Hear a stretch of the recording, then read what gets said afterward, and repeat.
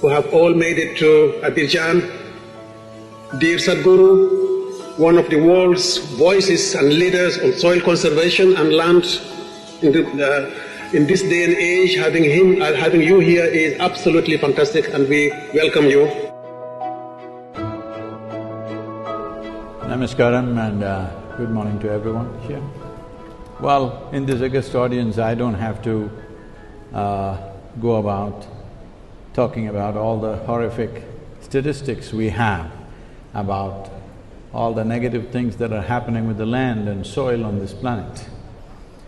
But as a solution, I see definitely there are many nuances to the solution and the very important aspects which are not small in number or complexity. But I feel the most important thing if we want to achieve something is, as we have found of all the conventions, one convention which bore positive and conclusive result was the 1987 Montreal Protocol, where we focused on the ozone holes, and largely it was fixed because of single-pointed action. I think a time has come where that kind of action is needed for soil. Separating soil from every other issue, though they are significant and important, it's important that we separate soil from the other aspects, because all these other aspects are relevant to our lives only as long as soil is alive. What is it that we can do? I think the most important thing is to put some food there for the microorganisms, which is the fundamental of all life. Putting food there means organic content should rise. If you look at this across the world, not a single nation has a minimum of 3%, not even a single nation. So why can't we set this objective?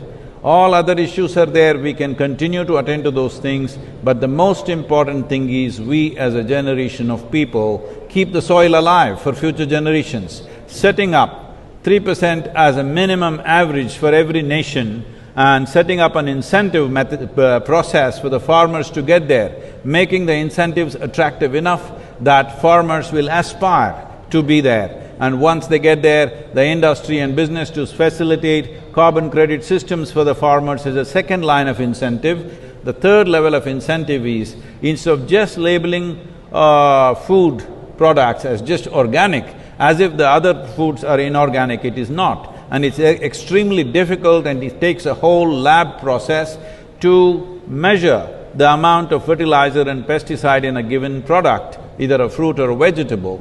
So, the simple thing is to measure the organic content of the soil, which can be done on the land by the farmer. With a little supervision, it can be done. So we can establish 3% organic content. Those who have reached 3% organic content, these products, these agricultural products of fruit and vegetable and grain should find a different shelf in the marketplace.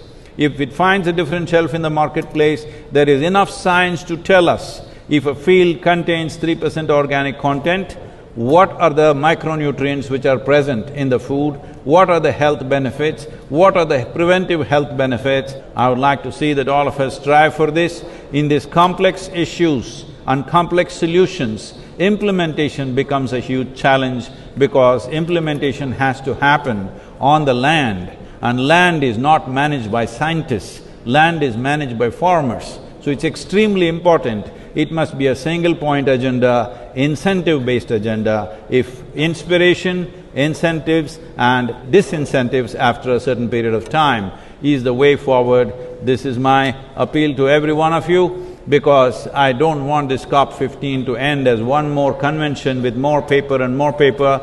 This must end with concrete action, and action in such a way that it's implementable.